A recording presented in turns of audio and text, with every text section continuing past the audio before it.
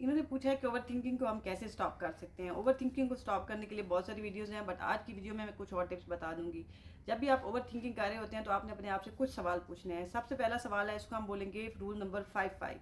मतलब ये कि जब भी आप ओवर थिंकिंग कर रहे होते हैं किसी इंसान के बारे में, किसी चीज़ के बारे में, किसी सिचुएशन के बारे में, तो आपने अपने आप से ये पूछना है कि इस चीज़ का आज से 5 दिन के बाद मेरी लाइफ के ऊपर क्या इफेक्ट होगा, 5 महीनों के बाद क्या इफेक्ट होगा और 5 साल के बाद क्या इफेक्ट होगा।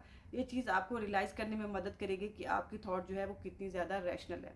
दूसरी टेक्निक है, उसको बोलते हैं मेमोरी लेन टेक्निक। मतलब ये कि आपने अपने आप से ये सवाल करना है कि जितना भी पास में आपने नेगेटिव सोचा, कितने परसेंटेज उसका सेम वैसा आपकी लाइफ में हो गया। जब आप उसको ऑब्जर्व करेंगे तो आप देखेंगे कि बहुत कम बार ऐसा हुआ कि जैसे आपने नेगेटिव सोचा था वैसा ही हो गया।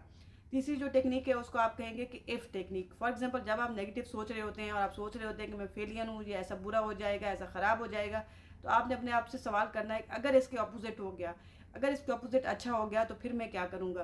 तो ये चीज़ आपके माइंडसेट को चेंज करने में मदद करेगी। और सबसे ज़्यादा इंपॉर्टेंट टेक्निक जो है वो है आपकी ग्राउंडिंग टेक्निक।